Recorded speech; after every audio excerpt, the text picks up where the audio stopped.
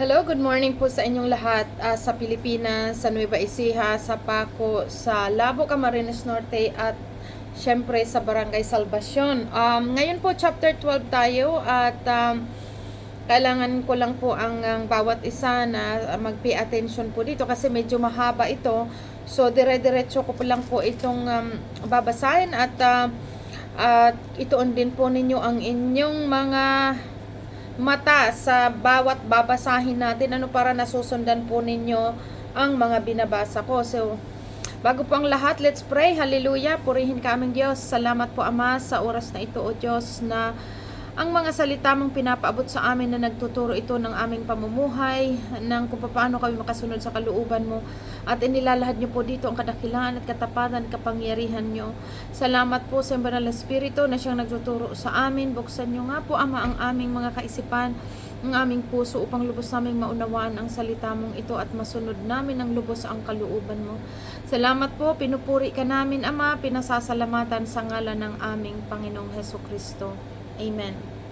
Amen. So chapter 12, katanungan tungkol sa araw ng pamamahinga. Sabi po dito, isang araw ng pamamahinga, dumaan sina Jesus sa triguhan.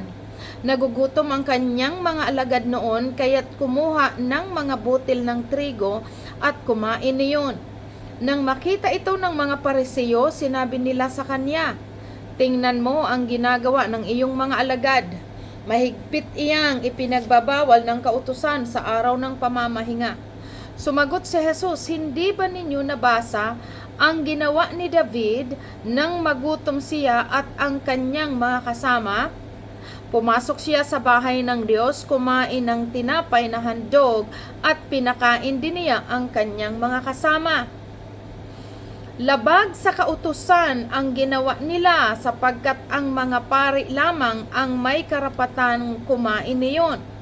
Hindi ba ninyo nababasa sa kautusan na tuwing araw ng pamamahinga ang mga pari ay mga may ginagawa sa templo na bawal gawin sa araw na iyon?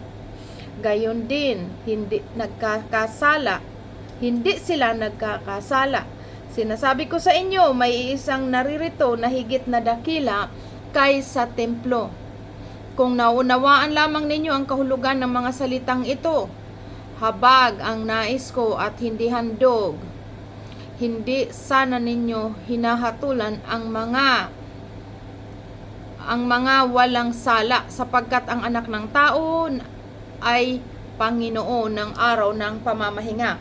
Kasi nga po itong mga Parisiyong ito sinasabi dito nung nagutom ang mga alagad ay kumbaga sabi diyan dumaan sila at sa triguhan at kumuha ng butil itong mga alagad ng Panginoong Hesus at kumain sila ng trigo at sinaway ito ng mga Parisiyo at sinasabi na sa araw ng pamamahinga bawal daw gawin ang ganon. Kaya dito pinaunawa ng Panginoong Hesus na kung talagang sila ay marunong sa kautusan, dapat nabasa nila po yung patungkol kay Haring David. Nang si Haring David ay magutom, pinakain niya rin ang kanyang mga kasamahan na nanggaling sa templo. Pinakain niya ayon, subalit hindi sila nagkasala. Ganon din naman, pinapaunawa dito na maging ang mga pari sa araw ng pamamahinga, may mga ginagawa ito sa templo na bawal gawin sa araw ng pamamahinga. Ayan, sabi dyan, gayon may hindi sila nagkasala. Kaya sabi ng Panginoong Hesus, mas higit, gayon man, sabi dyan, sinasabi ko sa inyo, may isang naririto na higit na dakila kaysa templo. Ang tinutukoy doon ng Panginoong Hesus, siya ay mas higit sa lahat kasi nga siya ay anak ng Diyos, 'di ba? Siya ang naandoon sa templo na yun, na mas higit siya sa templo na nilalagyan ng alay, ng mga tao o ng mga alagad. Kaya pinapaunawa ng Panginoong Hesus dito sa mga Parisiyong iyan na mas higit siya higit siya kaysa sa templo. Kaya sabi niya doon, habag ang nais ko, hindi handog. Sabi niya dahil hindi handog ninyo, sabi diyan habag ang nais ko at hindi handog. Kasi ang gusto ng Panginoong Hesus, mahabag kahabagan sa taong nagugutom. Nagugutom na ito, sasabihin pa nila na labag sa kautusan ang mga ginagawa ng mga ito sa araw ng pamamahinga. Malinaw po, sa araw ng pamamahinga, walang masama sa paggawa ng mabuti.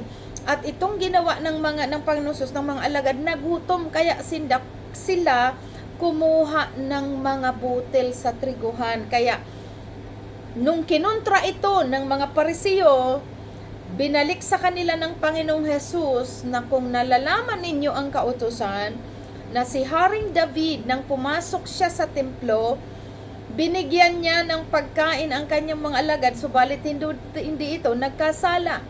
Gayon din naman ang mga punong pari, ang mga pari na gumagawa ng mga bagay na labag sa kautusan sa araw ng pamamahinga pero hindi nagkasala. Kaya pinapaunawa ng Panginoong Hesus, mas higit siya sa lahat. Mas higit siya sa templo na dapat maunawaan ng mga Parisiyong ito na kumukontra dahil siya po ay Panginoon, na siya nga ang inaalayan ng mga handog. So po, at ayan, sabi diyan, habag ang nais ko at hindi handog. Yun ang gustong makita ng Panginoong Hesus, ang kahabagan sa kapwa na nagugutom na nga di ba? Nagugutom na itong kapwa, ay kung ano-ano pang mga sinasabi nitong mga Parisiyo na bawal. Wala pong bawal sa paggawa ng mabuti. Tandaan natin, mabuti, walang labag na batas sa paggawa ng mabuti. Ang sunod, pinagaling ang lalaking paralisado ang kamay. Pagkaalis ni Jesus sa puok na iyon, pumasok siya sa sinaguga. May isang lalaki roon na paralisado ang isang kamay. Naroon din ang ilang taong naghahanap ng pagkakataong maparatangan si Jesus. So, aside doon sa sa isang lalaking paralisado, meron din ilang taong naghahanap ng pagkakataong maparatangan ang Panginoong Hesus. Sabi po diyan, tinanong nila si Jesus, naayon ba sa kautusan na magpagaling ng may sakit kung araw ng pamamahinga? Sumagot siya, kung kayo'y may tupang nahulog sa balon sa araw ng pamamahinga, hindi ba ninyo ito ilaahon? Higit na mahalaga ang isang tao kaysa tupa, kaya't naayon sa kautusan ang gumawa ng mabuti sa araw ng pamamahinga. Kasi kine-question na naman ang Panginoong Hesus, bakit daw ito magpapagaling sa araw ng pamamahinga? Kaya sinabihan sila ng Panginoong Hesus, ikaw ba kung may nahuhulog kang tupa sa araw ng pamamahinga, hindi mo ba yun iaahon kapag may nahuhulog na tupa sa balon? Di ba immediately iaahon mo yon? Kaya sabi ng Panginoong Hesus, mas mahalaga ang tao kaysa sa tupa. Kaya pinagaling niya ito, kahit sa araw ng pamamahinga, dahil malinaw na walang masama sa paggawa ng mabuti. Kahit anong araw, wala itong pinipili ang paggawa ng mabuti. Pagkatapos sinabi ni Jesus sa lalaki, iunat mo ang iyong kamay. Iniunat nga ng lalaki ang kanyang kamay at ito'y gumaling gaya ng kabilang kamay. Kaya't umalis ang mga Pariseyong naroroon at nag-usap-usap kung papaano maipapapatay si Jesus. Kita niyo po yun. Kasi nga itong mga Pariseyong ito, gusto nilang paratangan ang Panginoong Hesus, pero wala silang makuhang dahilan. Dahil sa sobra nilang inggit sa Panginoong Hesus. Ang sunod po dito, ang lingkod na hinirang, verse 15. Nang malaman ito ni Jesus, umalis siya sa lugar na iyon. Maraming tao ang sumunod sa kanya at pinagaling niya ang lahat ng may sakit. Ngunit mahigpit niyang ipinagbibili na huwag nilang ipamalita kung sino siya. Sa gayon, matutupad ang sinasabi ng Diyos sa pamamagitan ng mga propeta na ni propeta Isaiah. Narito ang lingkod ko na aking hinirang, ang aking minamahal at lubos na kinalulugdan. Ibubuhos ko sa kanya ang aking espiritu at siya ang magpapahayag ng katarungan sa mga bansa. Hindi siya makikipag-away o maninigaw ni magtataas ng boses sa mga lansangan. Hindi niya babalin ang tambong marupok, hindi rin niya papatin ang ilawang umaandap hanggang katarungay hindi nagtatagumpay ng ganap at ang pag-asa ng mga hintil ay sa kanya inilagak. So kaya nga dyan po nung ang Panginoong Hesus ay pinagbabalakan ito ng masama ng mga Hudyo, siya po ay umalis doon at sabi diyan dito natupad ang propeta, ang sinabi ni propeta Isaiah na siya po ay hindi nakikipag-away, hindi siya naninigaw, at sabi pa dyan, hindi siya nagtataas ng boses. Siya na lang po ang umiwas dito sa mga ito dahil gusto nga siya pong ipapatay. At dito rin sinabi dyan, hindi niya babaliin ang tambong na marupok at hindi rin papatin ang ilawang umaandap. Yan po yung tinutukoy about spiritual. Sa mga taong aandap-andap at naandun pa yung kaunting pananampalataya sa Panginoon, hindi niya ito pinapabayaang tuluyang mawala. Bagkus talagang gumagawa ng paraan ng Panginoon upang makapanumbalik ang isang tao na lumakas ang kanyang spiritual. Kaya yan po hindi niya babaliin ang tumbong na marupok, hindi rin niya papatin ang ilawang umaandap-andap hanggang sa katarungay hindi nagtatagumpay ng ganap at ang pag-asa ng mga hintil ay sa kanya ilalaga. Kanyan po tayo minsan napansin ng mga panahon nung tayo ay very down spiritually, pero nandun pa yung puso natin na talagang alam natin na ang Diyos ay makatulong sa atin, at kapag tayo nanalangin at lumapit sa Diyos, tinulungan tayo ng Diyos. Ayan ang sunod si Jesus at si Beelzebul. Dinala noon kay Jesus ang isang lalaking bulag at pipi na sinasapian ng demonyo. Pinagaling siya ni Jesus kaya't siya'y nakakita at nakapagsalita. Namangha ang lahat at sinabi nila, ito na kaya ang anak ni David?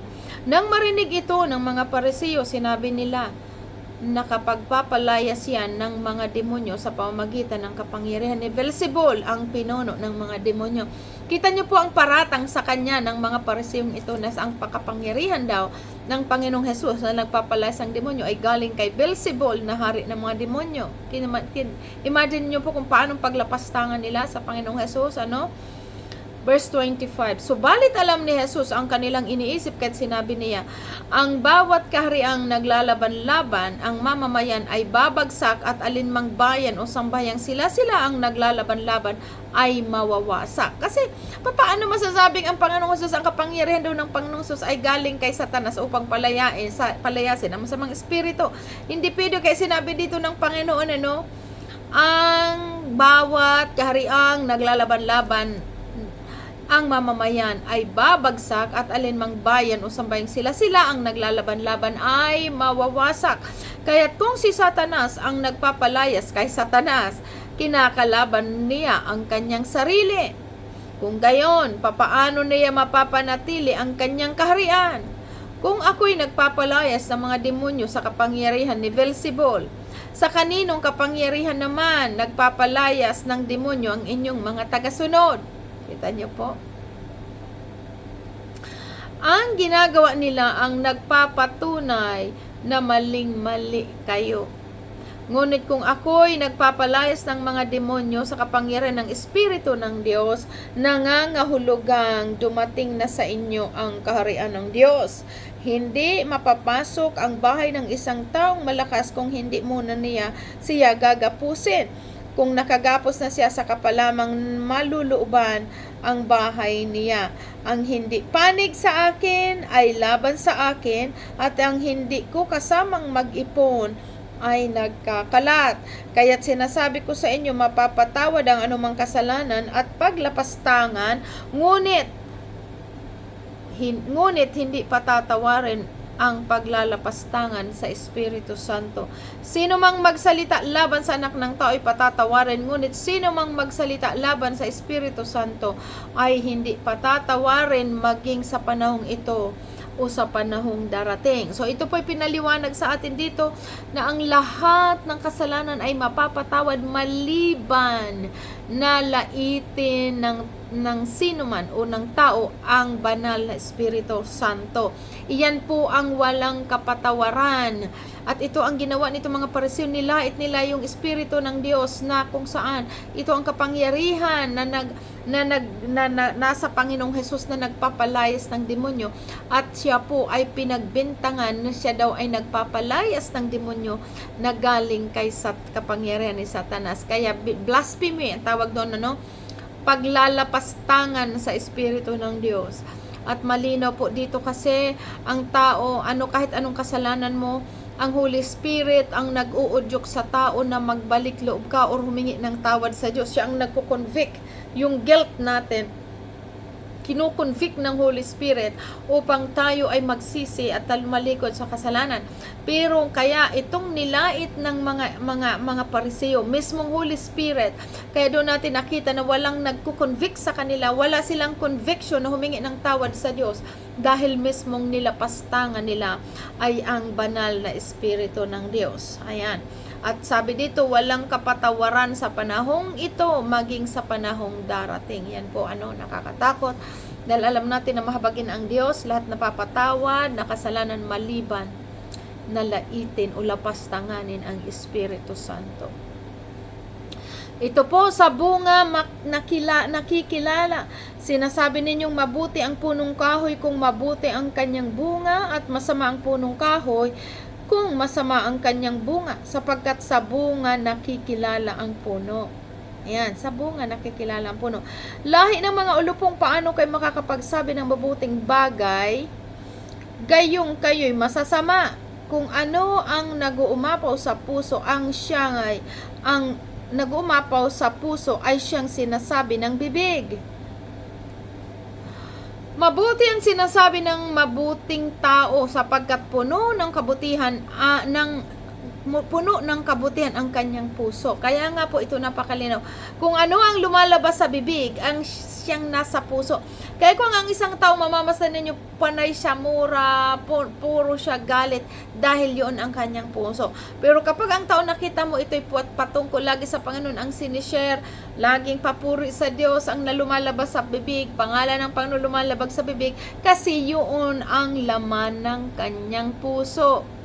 Verse 35, mabuti ang sinasabi ng mabuting tao, sapagkat puno ng kabutihan ang kanyang puso.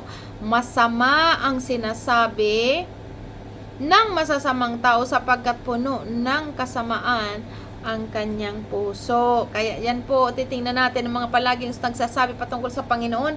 Malinaw na patungkol sa Panginoon ang laman ng kanyang puso. Pero kung ang mga lumalabas dito ay mga pangit, masasama, kasi nga yun ang laman ng kanyang puso. Masama ang sinasabi ng masama tao, sapagkat puno ng kasamaan ng kanyang puso. Tandaan ninyo, sa araw ng paghuhukom, pananagutan ng tao ang bawat walang kabuluhang salitang sinabi niya. Pawawalang sala ka o parurusahan batay sa mga salita. Ang sunod po ay ang hinanapan ng palatandaan. Sinabi naman sa kanya ng ilang tagapagturo ng kautusan at mga Pariseo, Guro, maaari po bang magpakita kayo sa amin ng palatandaan? Sumagot si Jesus, lahing masama at taksil sa Diyos, naghahanap kayo ng palatandaan, ngunit walang ipapakita sa inyo maliban sa himalang nangyari kay Propeta Jonas. Maalala ninyo si Propeta Jonas, siya po yung inutusan ni Yahweh na pumunta sa Nineveh upang babalaan ang bayang Nineveh na tumalikod at magsisi sa kanilang mga kasalanan. 'Di ba? At si Jonas ayaw pumunta, kaya ang ginawa ni Jonas, anong ginawa kay Jonas? Nilamon siya ng isda. At yun yung kasaysayan dito. Pero in 3 days na nanon si Jonas sa tiyan ng isda at iniluwa siya pa rin doon sa Nineveh. Ito yun yung himala, sabi dyan. Yun ang himalang nangyari sa propeta Jonas, kung paanong si Jonas ay 3 araw at 3 gabing nasa tiyan ng dambuhalang isda, ang anak ng tao ay 3 araw at 3 gabi ring nasa ilalim ng lupa. Kasi pinapakita dito ang magiging kamatay ng Panginoong Jesus, na in 3 days po siya po ay mabubuhay muli. Sa araw ng paghuhukom, tatayo ang mga taga Nineveh at sasaksil sa lahing ito, sapagkat nagsisi sila matapos pangaralan ni Jonas, ngunit higit pa kaysa kay Jonas ang naririto. Ito pong pinapakita dito na darating ang panahon, sasaksi ang mga taga Nineveh sa mga Israelita o sa mga Hudyo na hindi nagsisi sa kasalanan, dahil ang ng panahon noong babalaan ang Nineveh sa pamamagitan ni Jonas, na pinautusan ni Yahweh na magsisitalikuran nila sa ang kanilang kasalanan, immediately po nagsisi ang hari kasama ang mga buong bayan ng Nineveh. Sila po ay nagsisi at nag-ayuno, tanda ng pagtalikod sa kasalanan. Pero itong mga Hudyo, sabi dito ng Panginoon, mas higit pa nga ito ang Panginoong Jesus kay Jonas, pero hindi nila pinapakinggan. Kaya sabi dito, sa araw ng paghuhukom, tatayo ang taga Nineveh at sasaksil sa lahing ito, sapagkat nagsisi sila matapos pangaralan ni Jonas, ngunit higit pa kay Jonas ang naririto, which is they talking about himself, ang Panginoong Jesus. Mas higit siya kay Jonas, pero hindi ito pinapakinggan ng pinapangaralan ang mga Hudyo. Ngunit higit pa kay Jonas ang naririto, sa araw na iyon, sasaksi rin si Reyna Sheba laban sa lahing ito. Naglakbay mula pa sa dulo ng daigdig upang masaksihan ang karunungan ni Solomon, ngunit higit pa kay Solomon ang naririto ngayon. Kita niyo po, pinapakita lamang po dito sa dalawang anggulong ito na si Yahweh, nung magbabala ito sa lugar ng Nineveh sa pamamagitan ni Jonas, pinakinggan ito ng mga taga Nineveh. Pero sabi ng Panginoon, mas higit pa nga ang Panginoong Jesus kay Jonas, na sinasabi dyan. Pero hindi siya pinapakinggan ng mga Israelita o ng mga Hudyo. At ganon din si Reyna Sheba, naglakbay upang matuklasan lamang ang karunungan ni Haring Solomon. Imagine niyo po yun, pero higit pa nga ang Panginoong Jesus kay Haring Solomon, pero hindi ito kumbaga pinapansin o hindi pinapahalaga ng mga Hudyo ang mga pangaral ng Panginoong Jesus. Kaya masigit pa ang parusa nila, sabi dyan. At sunod, 43, ang pagbabalik ng masasamang espiritu. Kapag ang masamang espiritu ay lumabas mula sa isang tao, siya ay gumagala sa mga lupaing tigang upang maghanap ng mapapahingahan. Kung wala itong matagpuan, ay sinasabi sa sarili, babalik ako sa tahanang aking pinanggalingan.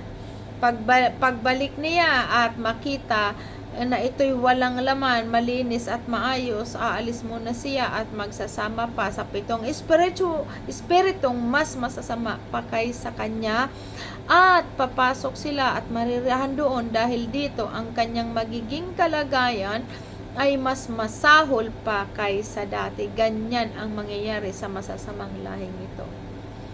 Naging worse pa po nung yung sabi diyan nung masamang espiritu ay lumabas sa isang tao.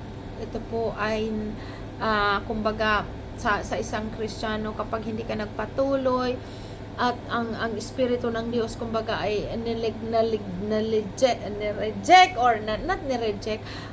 nineglect or panabayaan at hindi nagpatuloy, makikita niyo po yung masamang tao na yun na dati nang nakakilala, at kapag ito ay nagpabaya sa kanyang spiritual, magiging masahol pa kaysa siya sa dati, magiging malalak pa siya. Kasi yung masamang umalis na sa kanya, babalik yun at may mga kasama pang iba. At yan ang sabi, nagiging masahol pa siya kisa sa dati. At ang sunod, ang last po, ang ina at mga kapatid ni Jesus. Habang si Jesus ay nagsasalita sa maraming tao, dumating ang kanyang ina at mga kapatid. Naghihintay sila sa labas dahil nais nila siyang makausap. May nagsabi kay Jesus, nasa labas po ang iyong ina at mga kapatid, ibig nila kayong makausap. Ngunit sinabi niya, sino ang aking ina at sino ang aking mga kapatid?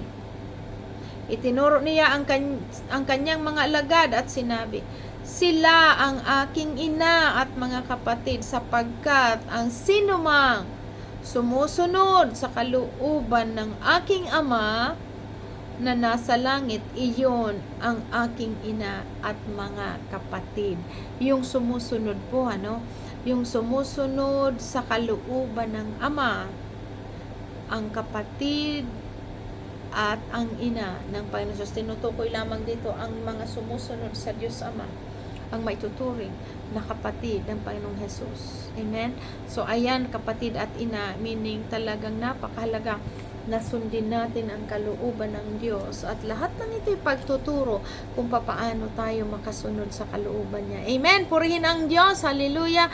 Salamat po, Ama, sa mensaheng ito, at ito po ay medyo mahaba, but dalangin po namin sa Banal na Espiritu na lahat ito ay maunawaan ng bawat isa, maging baguhan o datihan man, Lord. Enlighten them knowledge, O God, upang lubos ka naming makilala at maparangalan ang iyong pangalan sa pagitan ng pagsunod namin sa iyong kalooban. Kaya purihin ka aming Diyos. Tinataas ka namin sa oras na ito, pinasasalamatan sa ngalan po ng Panginoong Hesus Kristo. Amen. Amen. Yun lamang po. God bless everybody.